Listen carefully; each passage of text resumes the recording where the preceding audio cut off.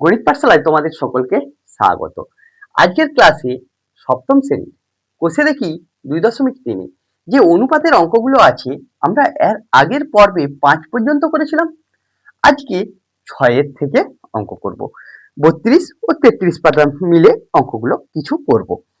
দেখো প্রথম অঙ্কতে কি দেওয়া আছে, এক ব্যক্তি মাসিক আয় 24,750 টাকা, তিনি 750 টাকা বাড়ি ভাড়া দেন। মানে তার বাড়ি ভাড়াটা বাদ চলে গেল, তাহলে তার কাছে যে টাকাটা পড়ে থাকবে বাড়ি ভাড়া মেটানোর পর যে টাকাটা পড়ে থাকবে সেই টাকাটা 3:1 অনুপাতে সংসার খরচ ও ছেলে মেয়েদের খরচের জন্য, ছেলে মেয়েদের শিক্ষার জন্য খরচ করেন। তিনি কত টাকা সংসার খরচ করেছেন।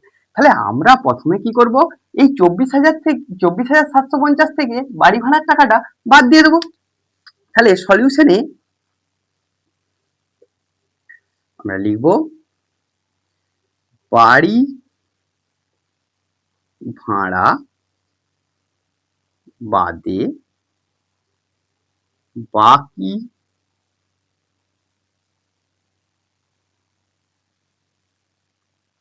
বাকি অর্থ। তাহলে বাড়ি ভাড়াটা কত ছিল, 750 টাকা।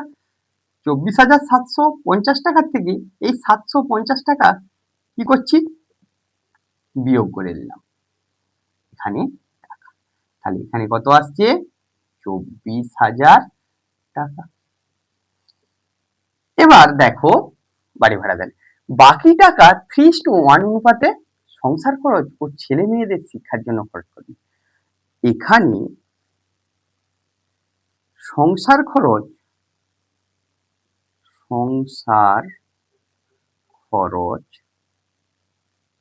ইস্টু ছেলে মেয়ের শিক্ষার খরচ, ছেলে মেয়ের শিক্ষার খরচ,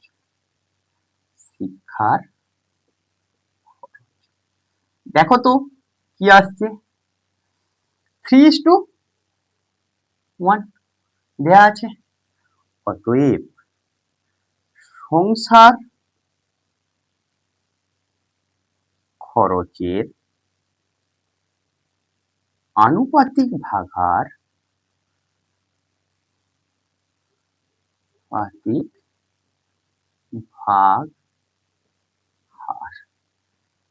আনুপাতিক ভাগার বার করতে গেলে কি করতে হবে, সংসার খরচের আনুপাতিক ভাগার। সংসার খরচের পরিমাণটা কত, 3।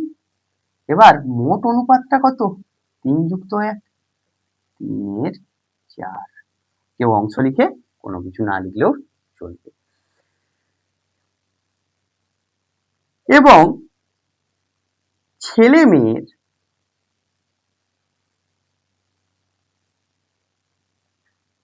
শিক্ষার খরচ, শিক্ষার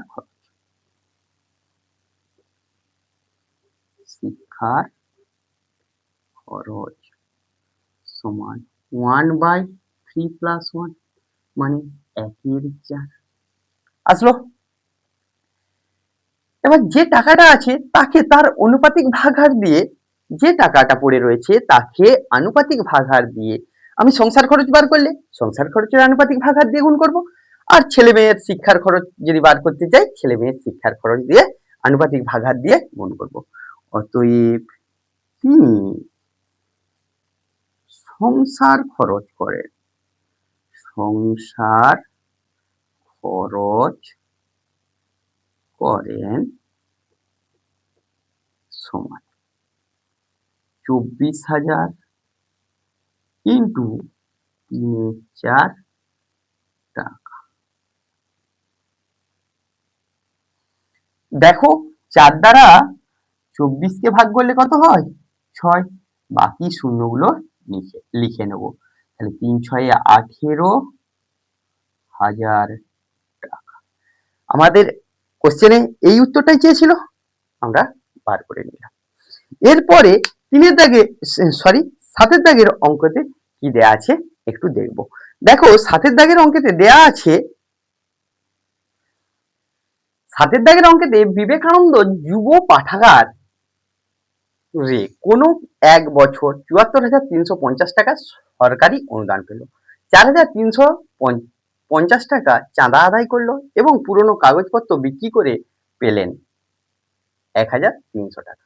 যদি সব টাকায় নতুন বই কিনতেন, পুরনো বই বাঁধাই এবং পাঠাগারের কর্মচারীদের বেতন দিতে নতুন বই কিনতেন এবং পুরনো বই বাঁধাই এবং পাঠাগারের কর্মচারীদের বেতন দিতে ১৫:৩:২ অনুপাতে খরচ করা হয়। তবে হিসাব করে দেখি নতুন বই কেনায় কত খরচ হয়েছে। দেখো, মোট টাকার পরিমাণটা কত?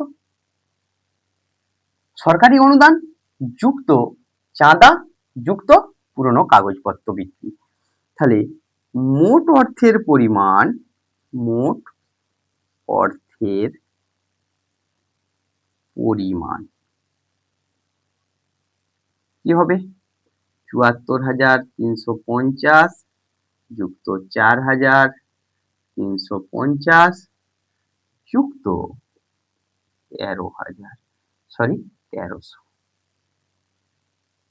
১৩শো টাকা। তাহলে এগুলো যোগ করে নাও, কত আসছে?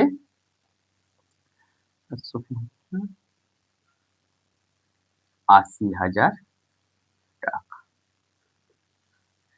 এখানে কি কি অনুপাত দিয়েছে? এখানে নতুন বই কেনা ইস্টু পুরানো বই বাঁধায়, পুরানো বই বাঁধায় ইস্টু পাঠাগারের কর্মচারীদের বেতন, পাঠাগারের কর্মচারীদের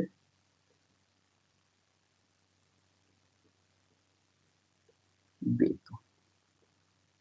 সেই অনুপাতটা কত দেয়া আছে?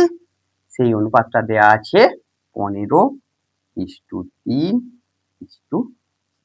তাহলে প্রত্যেকটা আনুপাতিক ভাগার বার করে নি। নতুন বই কেনার আনুপাতিক ভাগার, আনুপাতিক ভাগ হার। তাহলে নতুন বই কেনার আনুপাতিক ভাগার কত? ১৫/১৫ যুক্ত ৩ যুক্ত ২, তাহলে কত হচ্ছে? ৫, ১৫/২০। পুরানো বই বাঁধায়, পুরানো বই বাঁধায় আনুপাতিক ভাগার কত হবে? ৩/২০। আর লাগছে পাঠাগারের কর্মচারীদের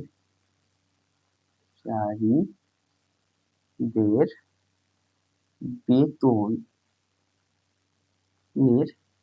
আনুপাতিক ভাগার। লিখবে তোমরা, এখানে একবারে আমি করে দিচ্ছি, জায়গাটা কম আছে। ২/, কত হবে? ২০। একই রকম ভাবে আসলো। এবার আমরা কি করব? শুধু বলেছে নতুন বই কিনতে কত খরচ হয়েছে, তোমরা নিচে করবে, আমি এখানটায় করে দিচ্ছি। অতএব নতুন বই কিনতে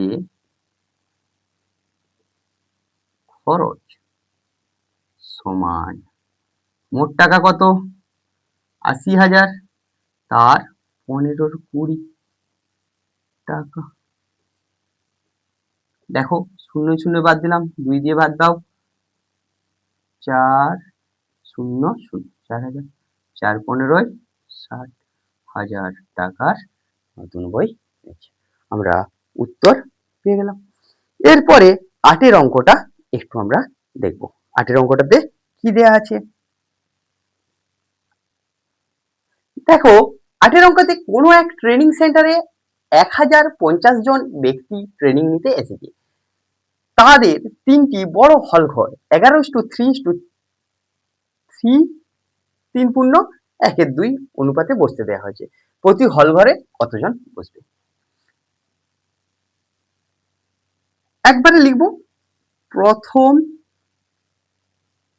হল ঘরে লোক ইস্টু দ্বিতীয় ঘরের লোক, দ্বিতীয় ঘরের লোক ইস্টু তৃতীয় ঘরের লোক, তৃতীয় ঘরের লোক সমান 11:3:3:1:2। তাহলে 11:3, এই পূর্ণটা ভেঙে নিলে 3 দিয়ে 6, 1 7-2, এখানে হরটা দিয়ে সবগুলোকে গুণ করে দাও, 22:6:7। দেখো প্রথম ঘরের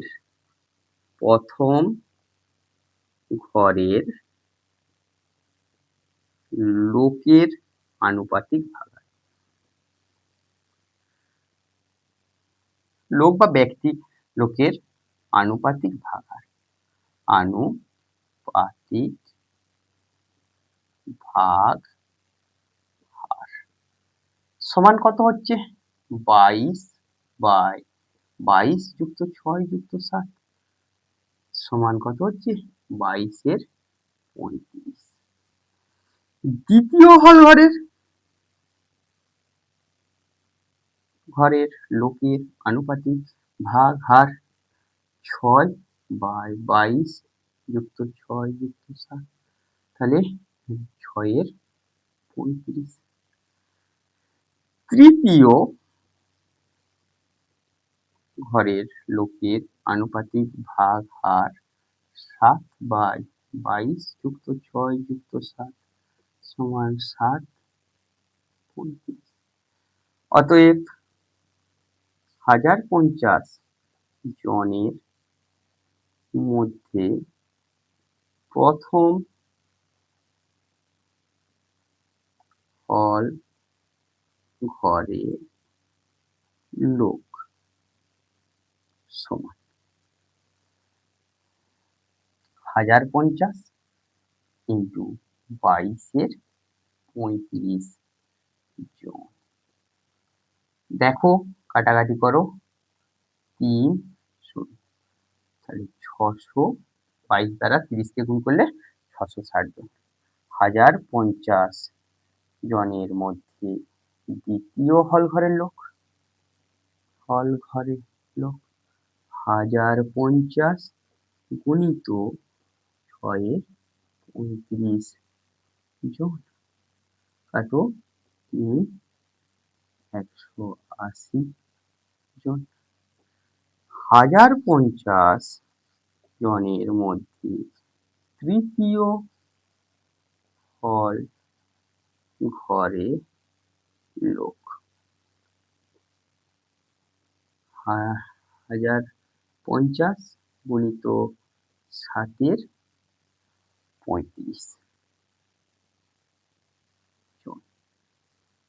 দেখো 35 দ্বারা কাটো, একই আসবে, 30 সমান কত আসবে? 210 জন।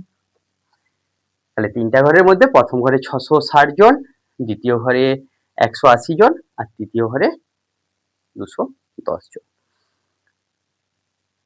তারপর দেখো 9 অঙ্কতে কি দেয়া আছে। 9 অঙ্কতে দেয়া আছে 12,100 টাকা মধু, মানস, কুন্তল, ইন্দের মধ্যে 2:3:4:2 অনুপাতে ভাগ করে দিলে কে কত টাকা পাবে হিসাব করবে। খুব সহজ অঙ্ক, শুধু আনুপাতিক ভাগ হার বার করবো, দিয়ে মোট টাকাটার সঙ্গে গুণ করে দেবো। মধুর প্রাপ্ত অর্থ ইস্টু কুন্তলের প্রাপ্ত অর্থ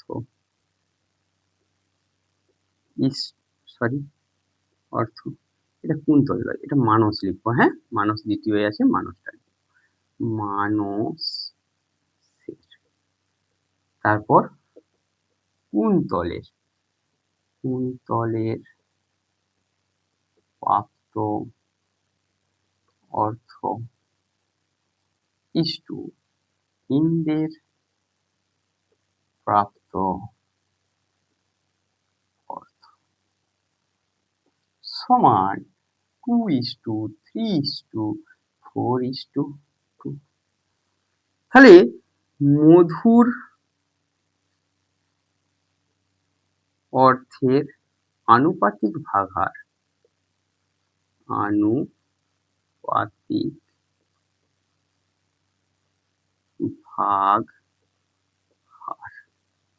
তাহলে মধুর অর্থের আনুপাতিক ভাগাহার 2/2+3+4 মোট অনুপাতটা সমষ্টি।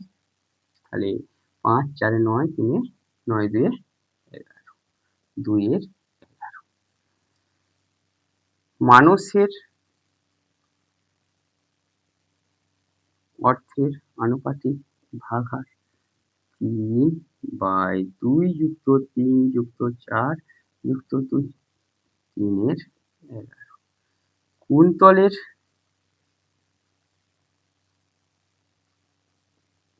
অর্থের আনুপাতিক ভাগাহার ঠিক একই রকম 4/2+3+4+2 4/11। ইন্দ্রের অর্থের আনুপাতিক ভাগাহার 2/2+3+4+2 2/11। অতএব 12,100 টাকার মধ্যে মধু পাবে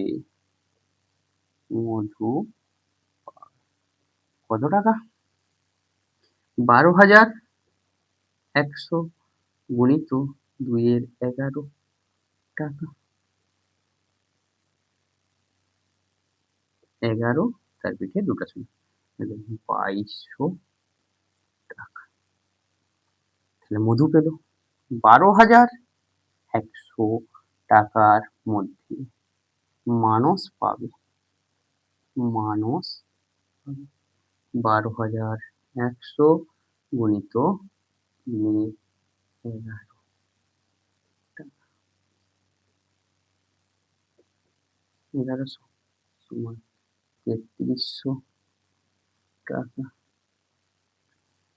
12,100 টাকার মধ্যে কুন্তল পাবে। তাহলে 12,100 4/11 টাকা।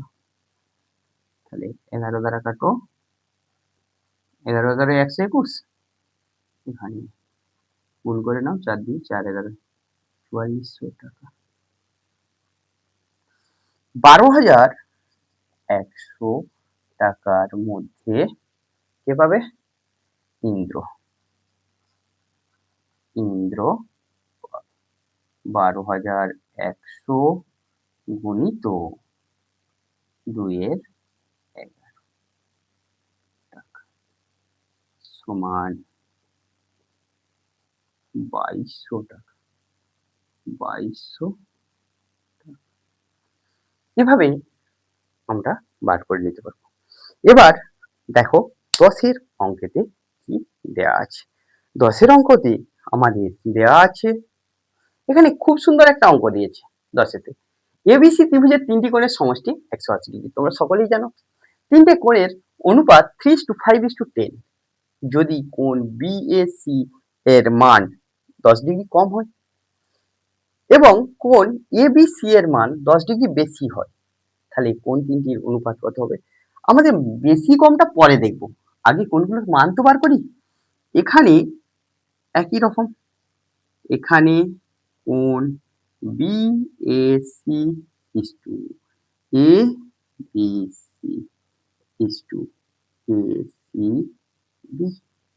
সমান 3:5:10।